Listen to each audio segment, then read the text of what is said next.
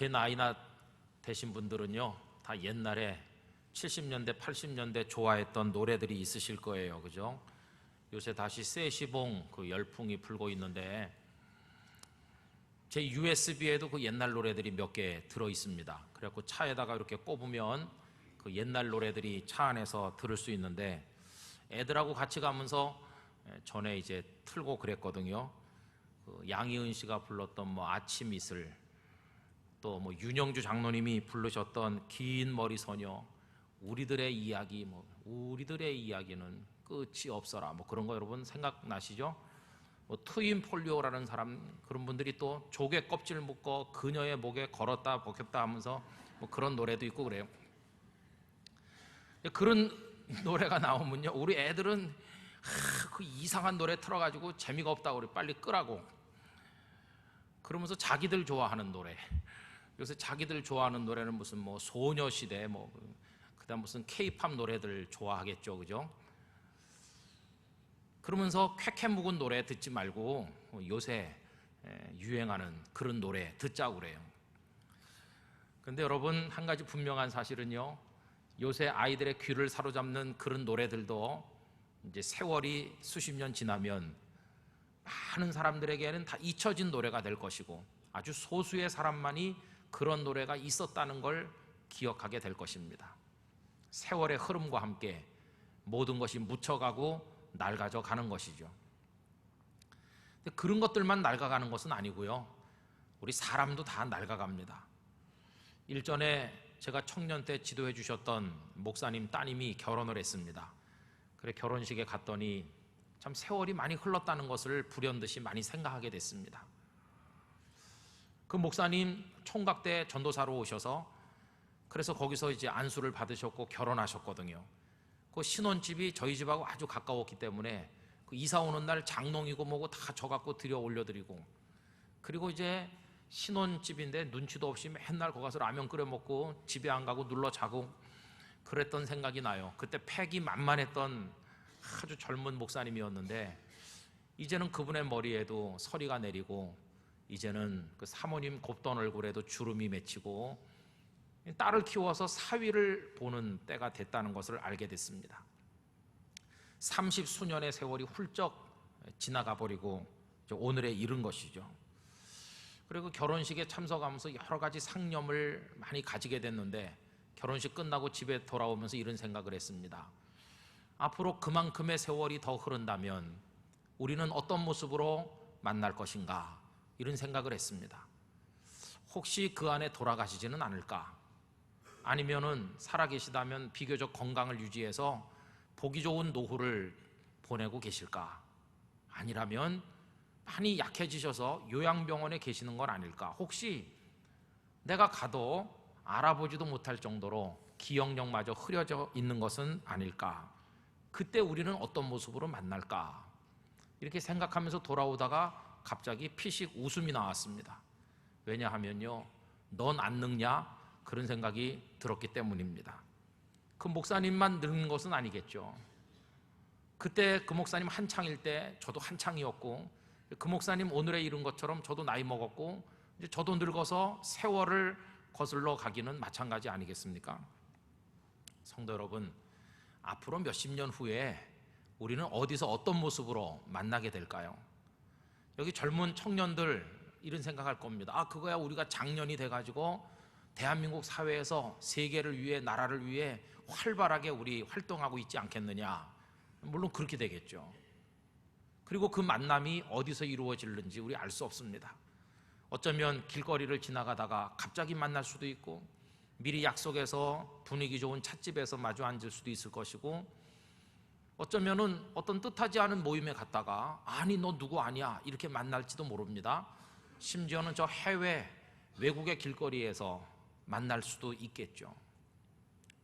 하여튼 무지하게 반가울 겁니다. 그죠? 그리고 그 다음에는 좀 놀랍기도 하고 당혹하기도 할 겁니다. 상대의 알아보지 못할 정도로 변해버린 모습 앞에 좀 당황스러운 느낌을 가질는지도 모르겠습니다. 여러분, 수십 년 후에 우리는 어디서 어떻게 만날 것인가? 이 질문을 예수 믿는 우리들에게 했을 때 우리 여러 가지 종류의 대답이 있겠지만, 그 대답 중에 반드시 포함되어 있어야 될 대답이 하나 있습니다. 그게 뭐냐 하면 우리는 나중에 하나님의 나라 천국에서 영광스러운 모습으로 다시 만날 것입니다. 그 대답이 여러분들의 대답 속에 있어야만 할 것입니다. 우리가 이렇게 대답해야 마땅한 것은 우리가 예수님을 믿는 그리스도인이기 때문에 가능한 것입니다. 천국이라고 하는 것은요, 우리가 이 세상에 살다 어느 날 갑자기 가는 것이 아닙니다. 사실 천국을 향해 이미 우리는 출발했습니다. 여행은 이미 시작된 겁니다. 그래서 이런 찬송가가 있잖아요. 더 가깝고 더 가깝다 하루길 되는 내 본향 가까운 곳일세. 전에는 멀리 있는 것 같았는데 이제는 많이 가까워져요. 이미 여행은 시작됐어요. 그게 바로 제가 가야 되고 여러분들이 가야 될 천국입니다. 예수님 마태복음 25장에서 천국에 관한 이야기를 세 가지 비유로 말씀하셨는데 오늘 1절에 보면 이렇게 시작되고 있습니다. 그때의 천국은 마치 등을 들고 신랑을 맞으러 나간 열처녀와 같다 하리니. 예수님은 천국 이야기꾼이십니다. 하늘나라 이야기를 들려주기 위해서 세상에 오셨습니다. 그런데 많은 사람들은 예수님께 나가면서 천국을 얻으려고 하는 것이 아니라 지극히 현세적인 것을 얻으려고 할 때가 많이 있습니다. 현실적인 것에만 관심 있는 사람은 예수님이 천국에 대해서 얘기할 때 관심을 가지지 않을 것입니다. 오늘 본문도 무의미하게 여겨질 것입니다. 그러나 천국에 많은 관심을 가진 사람들에게는 오늘 말씀하시는 예수님의 이 말씀이 너무도 소중한 말씀으로 다가오게 될 것입니다. 예수님은 천국을 알려주시려고 오셨는데 그 예수님의 천국 이야기는 이 땅에 두 발 디디고 사는 우리로 하여금 하늘을 올려다보게 만들고 오늘에 취하여 사는 우리들에게 내일을 생각하도록 만들어주는 놀라운 이야기입니다. 예수님이 천국을 주시기 위해서 오신 것이라면 우리 땅끝교회 성도 여러분 다 예수님께 나가 천국을 얻으시게 되기를 기원합니다. 너무나도 중요한 겁니다. 이제 며칠 있으면 수능 시험을 치고 우리 교회도 응시생이 수십 명 되는데 여러분 위해서 기도해 주시기 바랍니다. 각 입시 전문기관에서 입학 설명회를 엽니다. 입시 설명회 어느 대학 가려면 어떻게 공부해서 어떻게 지원하라. 많은 학생들과 학부모들이 몰려옵니다. 왜 올까요? 원하는 대학에 꼭 들어가려고 옵니다. 만약에 어떤 학생이 나는 뭐 아무데나 대충 들어가도 좋아, 안 가도 좋아 이렇게 생각한다면 입시 설명에 올 필요가 없는 거 아니겠습니까? 여러분 똑같습니다. 이 세상의 삶이 끝난 이후에 꼭 천국에 가려고 하니까 예수 믿는 거지. 뭐 나는 아무데나 가도 좋아. 이런 사람이 있다면 난 지옥도 괜찮아. 그렇게 생각한다면 예수님을 굳이 믿을 필요가 없을 것입니다. 그러나 여러분, 천국과 지옥에 가는 것은 대학에 들어가는 것하고는 아주 다릅니다. 대학은요, 내가 요 대학을 꼭 가려고 했는데 조금 실력이 부족해서 다른 대학에 간다고 큰일 나는 건 아닙니다. 그 대학에서도 교수님들이 계셔서 훌륭히 가르치기 때문에 꼭 원하는 대학에 못 가도 내가 원하는 공부를 할 수 있습니다. 별 차이 없어요. 조금 차이 있을지 몰라요. 그러나 천국과 지옥은 다릅니다. 지옥이 천국보다 조금 못한 곳인가? 그렇지 않습니다. 지옥은 천국과 극과 극에 있습니다. 천국이 생명의 나라라면 지옥은 사망 권세에 덮여 있는 곳입니다. 천국이 기쁨과 축복의 나라라면 지옥은 멸망과 고통과 슬픔의 나라입니다. 천국은 하나님 아버지께서 우리와 같이 계신 곳이라면 지옥은 사단이 그 속에서 무적행 속에서 멸망하는 악령들과 더불어 군림하고 있는 바로 그런 곳입니다. 천국보다 조금 못한 곳이 지옥인가? 그게 아니라 상상도 못할 정도로 저 어둠의 나라, 저 땅끝에 있는 것이기 때문에 절대로 천국에 가야 되지 지옥에 떨어지면 안 된다 하는 것입니다. 여러분, 저는 목사로서 정말 축복하고 싶습니다. 우리 땅끝교회 성도들 모두가 다 천국의 백성이 되시기를 기원합니다. 꼭 그렇게 되시기를 축복합니다. 아니 지금 멀쩡하게 살아있는데 자꾸만 뭐 죽은 이후 얘기만 하고 있으면 뭐하냐, 이렇게 생각하는 분이 있을지 모르지만 그렇지 않습니다. 천국을 염두에 두면 이 세상에서의 삶까지 달라지게 돼 있습니다. 천국에 갔을 때만 그게 중요한 게 아니라 그 천국 메시지는 오늘 여기서 사는데도 중요합니다. 왜냐하면 그 천국이 이 현세의 삶을 규정짓기 때문에 그렇습니다. 첫째로 천국은 이 땅의 삶을 과정으로 만들어줍니다. 천국은 목적지고 이 땅의 삶은 여행자가 버스를 타고 스쳐 지나가는 길거리와 같은 곳입니다. 여러분, 여행하는 여행자가요, 길거리 풍경을 전부 기억할 필요 있습니까? 없습니다. 뭐 중간에 졸기도 하고 슬쩍 보면서 지나가는 거지 다 기억할 필요는 없습니다. 누가 맛있는 음식을 파는데 그 모든 걸 다 사 먹어봐야 되는 건 아닙니다. 그냥 못 사 먹어도 괜찮습니다. 그 중간에 파는 물건들이 많은데 그 물건을 모두 다 사지 못한다고 슬퍼할 필요도 없고, 내가 지나갈 때 거기 길거리에 서 있는 사람들이 나를 향해 박수를 치고 환호를 보내주지 않아도 괴로워할 필요 없습니다. 그냥 여행자에게 중요한 것은 목적지에 도달하는 것만이 중요하니까요. 마찬가지로 오늘 우리들에게도 이 세상은 스쳐 지나가는 길거리와 같다면 우리에게 중요한 한 가지는 안전하고 확실하게 천국에 도착하는 것밖에 없는 줄로 믿습니다. 또 둘째로, 천국은 이 땅의 삶을 열심히 바르게 살아야 될 사명으로 만들어줍니다.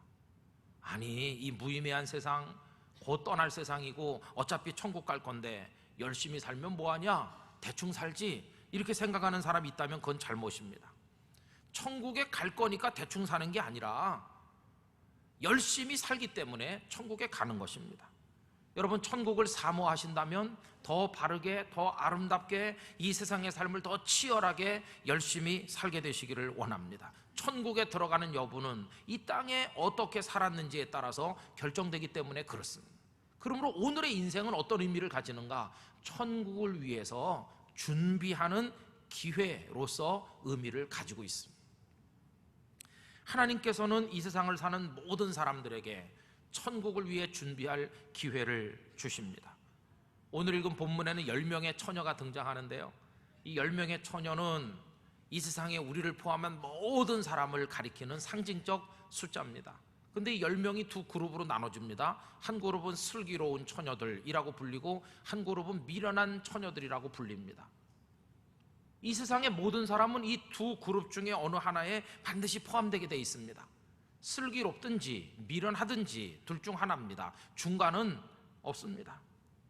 여러분, 둘 중에 하나라고 할 때 우리들은 어느 쪽에 소속돼야 될까요? 이것처럼 바보 같은 질문은 없을 것입니다. 야, 너 똑똑한 사람 되고 싶냐? 멍청한 사람 되고 싶냐? 3살짜리 아이에게 물어봐도 다 아는 대답이죠. 당연히 슬기로운 처녀같이 되셔야 합니다. 그러나 여러분, 대답이 쉽다고 해서 실제로 그렇게 되는 것까지 쉬운 것은 아닙니다. 우리 주변에 보면 머릿속으로는 슬기로운 처녀처럼 돼야지라고 알면서도 실제 그 살아가는 삶은 미련하기 짝이 없는 처녀들처럼 사는 사람 얼마나 많은지, 그리고 우리 자신이 그런 사람 아닌가, 이런 생각도 해보게 됩니다. 여러분, 슬기로움과 미련함을 나누는 기준이 뭡니까? 오늘 본문을 보면 간단합니다. 슬기로운 처녀는 등을 준비했어요. 그리고 이 등에 필요한 기름을 별도로 많이 준비했어요. 그런데 미련한 처녀는 달랑 이 등만 하나 준비했어요. 별도 기름을 준비하지 않았어요. 이게 미련한 처녀들의 모습이었어요.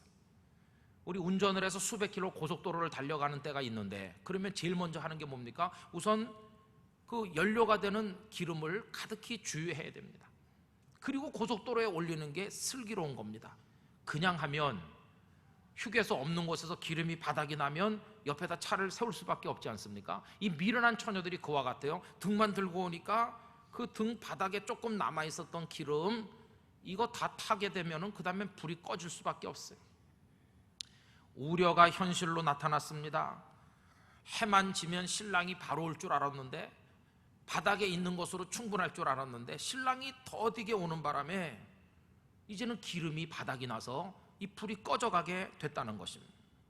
고속도로에 차를 멈추고 서 있는 운전자처럼 이 미련한 처녀들의 신세가 그와 같이 됐습니다. 여러분, 세상 일은요 뜻대로 되지 않습니다. 해지면 신랑 올 거다, 그건 내 생각이 그렇지. 신랑이 바로 올지 아니면 1시간, 2시간, 3시간 더 늦게 올지 아니면 내일 올지, 그거는 신랑의 마음에 달린 거지, 그건 내 생각대로 되는 게 아닙니다. 나는 몇 살에 졸업하고 몇 살에 취직하고 몇 살에 어떤 남자 어떤 여자 만나 결혼하고 나는 요렇게 살겠다고 인생의 마스터 플랜을 만들었다고 딱 그대로 사는 사람 단 한 명도 없습니다. 어떻게 꼬이는지 어디로 튈는지 모르는 게 우리 세상의 삶입니다. 그러니까 만일이라는 것에 대비해가지고 준비하는 사람은요 충분히 준비해야 됩니다. 설령 신랑이 오늘 밤 내내 안 온다 할지라도 등불이 꺼지지 않을 정도의 충분한 기름을 별도로 준비하는 게 옳다, 그 말입니다. 여러분, 아슬아슬하게 준비하는 거, 간당간당하게 딱 그 시간에 안 오면 불이 꺼질 수밖에 없도록 그렇게 준비하는 건 너무나 속이 탑니다. 넘치게 준비해야 되는데 차고 넘친다, 그게 성경적 표현으로 하면 충만 아니겠어요? 여러분, 하나님의 플레로마, 그 하나님의 충만을 우리 성도들은 깨달아야 될 줄로 믿습니다. 충만하게 준비하는 거예요. 넘치게 준비해. 그러면 이제 기름이 이게 다 떨어져서 등불이 꺼져갈 때 이 미련한 처녀들이 어떻게 했는지 보세요. 여러분, 성경은 이들을 미련하다고 지금 표현하고 있지만 세상 살아갈 때는 이 여자들이 결코 미련한 여자 아닙니다. 아주 머리가 잘 돌아가는 처세술에 능한 똑똑한 여자들입니다. 이 똑똑하니까 등불 꺼져가는 것도 알았죠. 그 다음에 그 상황에서 어떻게 해야 될지 옆에 있는 처녀에게 좀 나눠달라고 그러잖아요. 좀 나눠달라고. 옆에 사람을 이용할 줄 알아요. 주변 사람을 이용할 줄 알아요. 꽉 막힌 사람이 아니에요. 사업할 때도 어떤 사람들은요 친척도 잘 이용하고 동기동창도 잘 찾아가고 사방 사람 다 잘 이용해가지고 사업을 잘하는 사람이 있어요. 그런 사람들을 주변 머리가 좋고 처세술에 능하고 아주 인생을 잘 산다고 칭찬하잖아요. 이 미련한 여자들이 사실은 화통하고 기름 좀 같이 나눠 쓰자고 이런 사람이에요. 오히려 이런 사람들은요 기름을 너무 많이 준비하는 사람 보면 속으로 바보 같은 사람 이렇게 생각할 겁니다. 그리고 이렇게 말하겠죠. 아니, 돈도 별로 없으실 텐데 웬 기름을 그렇게 많이 삽니까? 신랑이 해지면 딱 올 텐데 뭘 그렇게 기름을 많이 따로 별도로 준비합니까? 그냥 적당히 준비하세요. 그러면서 마음속으로는 바보 이렇게 비방하는지도 모릅니다. 그런데 보세요, 자기들은 똑똑하고 계산에 따라 탁탁한다고 생각하고 이 사람 바보 이렇게 생각했는데 신랑이 더디 오게 되니까 상황이 180도 변했어요. 신랑이 도착하는 그때쯤 됐을 때 자기들이 바보라고 생각했던 사람은 오늘 본문 말씀대로 슬기로운 처녀가 된 것이고, 똑똑하다고 생각했던 자기 자신들을 오늘 성경은 미련하다 이렇게 말씀하고 있다는 겁니다. 여러분, 세상에서 똑똑한 거 아무 소용없어요. 주님 앞에서 똑똑한 사람 되길 바랍니다. 주님 앞에서 슬기롭게 되시기를 기원합니다. 세상에서 바보처럼 취급받아도 주님 앞에서 슬기롭게 되는 게 그게 진짜입니다. 그래서 예수 믿는 사람들은요 좀 예수를 믿을 때도 우직하게 믿을 필요가 있어요. 좀 바보처럼 헌신할 필요가 있어요. 새벽부터 밤까지 남이 볼 때는 지나치게 보일 정도로 열심을 좀 낼 필요가 있어요. 하지 않아도 될 것까지 다 하는 그런 우직함이 좀 필요해요. 그래서 막 넘치게 사랑하고 넘치게 그 정도면 됐을 것 같은데도 더 기도하고 넘치게 헌금을 드리고 넘치게 가난한 사람을 돕고 막 넘치게, 저 바보 아닌가? 그러나 그 사람이 주님 앞에 서는 날 너야말로 지혜롭다 슬기롭다 칭찬받는 때가 올 줄로 믿습니다. 원숭이도 나무에서 떨어진다고 하잖아요. 이 미련하다고 평가된 여자들이 사실은 똑똑한 약삭 빠른 여자들인데 판단착오가 생겼어요. 우선 첫째는요, 신랑이 일찍 올 거라고 생각했는데 더디 온 게 첫 번째 오판한 것이고요. 또 한 가지 치명적인 것은 기름을 빌릴 수도 없고 얻을 수도 없다는 것을 생각하지 못하는 실수, 이게 그들의 실수입니다. 여러분, 빌린다는 것은요 이 세상 사는데 필요해요, 그죠? 그러나 때가 되면 빌릴 수도 얻을 수도 없는 게 있게 마련이에요. 빌린다는 것은요 오늘 빌려주면 내일 갚을게, 다음이 있을 때 빌릴 수 있어요. 그러나 여기 신랑이 와버리면 이제 끝나는 거예요. 다음은 없어요. 갚을 시간이 없어요. 그때는 빌리는 게 없는 겁니다. 그냥 얻는 게 있을 뿐인데, 이 슬기로운 여자들한테 가서 평소에 바보라고 생각했지만 기름 좀 나눠주겠니? 우리 등불이 꺼져가, 이렇게 말하니까요, 이 바보처럼 생각했던 그 슬기로운 처녀들이 딱 거절하는 거예요. 등불이 꺼져 가십니까? 제가요, 제 재산을, 내 돈을 다 드릴게요. 몽땅 드릴 테니까 가서 기름 사세요. 그러나 여기 내가 준비한 기름은 한 방울도 나눠줄 수 없습니다. 바본 줄 알았더니 그게 아니에요. 나눠줄 수 없다는 거예요. 빌릴 수 없고 살 수 없고 얻을 수 없고 그런 때가 온다는 것을 뒤늦게 알게 된 거죠. 여러분, 여기 기름이 그런 건데요, 이 기름이 뭔가에 대해서 옛날 초대교회 시대부터 설명해 내려오기를 성도가 우리 주님께 대해서 가지는 믿음이라고 설명해 나왔어요. 이 설명 우리가 그대로 받아들인다면 믿음은 빌릴 수 없습니다. 믿음은 나눠받을 수도 없습니다. 남의 믿음 덕볼 수 없습니다. 우리 아버지 어머니 믿음, 남편과 아내의 믿음에 같이 동반 편승해서 구원받는 방법은 없습니다. 각자가 자기 믿음으로 하나님 앞에 서게 되는 줄로 믿습니다. 여러분, 믿음의 기름을 충분히 준비하실 수 있게 되기를 원합니다. 그럼 이 처녀들은 도대체 왜 그걸 준비하지 못했을까? 시간이 없었나? 여러분, 아닙니다. 시간 많았어요. 그런데 그 시간을 다 잃어버리고 말았어요. 시간을 잃었어요. 신랑은 저녁 때 오기로 돼 있잖아요. 그러면 낮 동안에, 아침부터 낮 동안에 얼마든지 기름 사올 수 있어요. 그러나 시간을 다 잃어버린 것이죠. 또 더군다나 예수님은 이 비유를 말씀하면서 신랑이 더디 온다, 늦게 온다는, 이거 굉장히 중요한 말입니다. 여러분, 예수님은 신랑처럼 우리에게 오실 텐데 그 더디 온다는 것이 뭔가? 예수님 마치 교실에서 아이들에게 숙제를 내주고 복도에 나가서 창문 틈으로 이렇게 쳐다보는 선생님과 같아요. 이 녀석들이 숙제를 빨리 하나 이렇게 봅니다. 그런데 이 녀석들은 선생님이 교실 밖으로 나가니까 막 숙제는 내팽개치고 자기들끼리 놀면서 숙제 안 해요.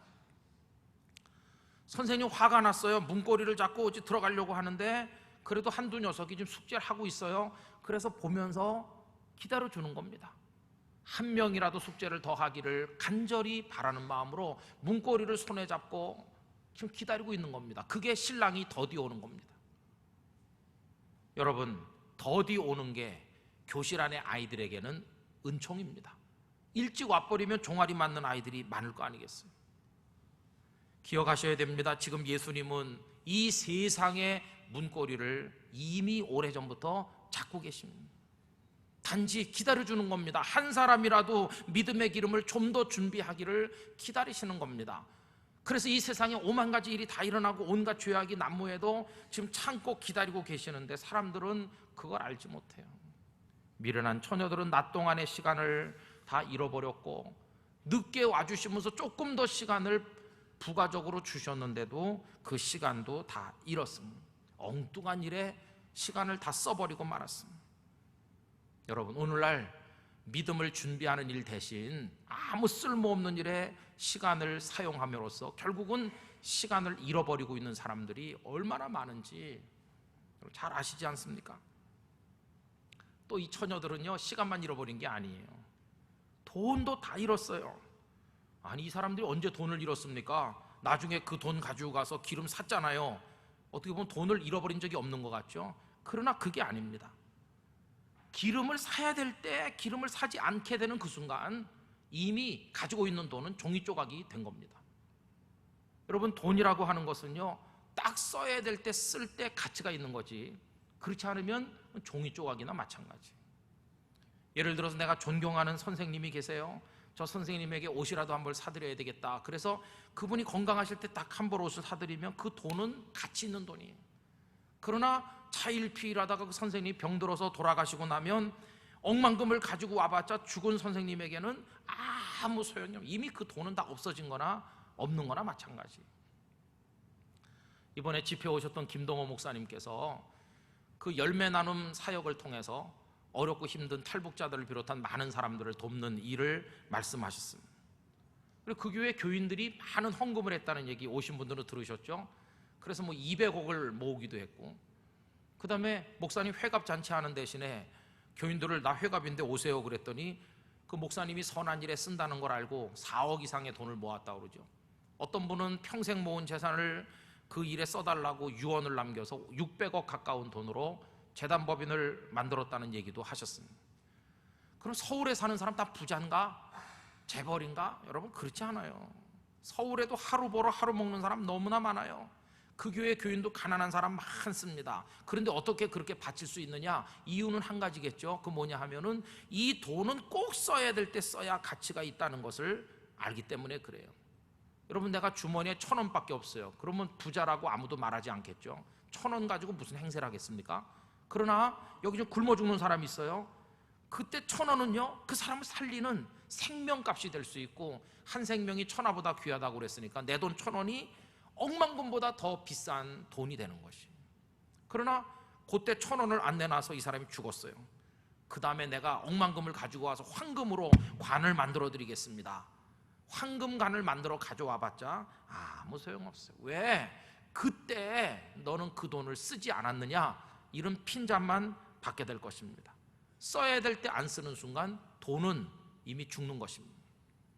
여러분 본문의 이 미련한 처녀들이요 그 돈 낮에 아침 나절에 가서 그 기름을 샀더라면 그 돈이 멋있게 쓰여질 건데 그냥 주머니에 넣어놓은 채로 기름 안 사고 차일피일 미루고 시간 보내고 하다가 뒤늦게 가서 조금 사진 않았겠죠? 아마 들통으로 막 사왔을지도 몰라요.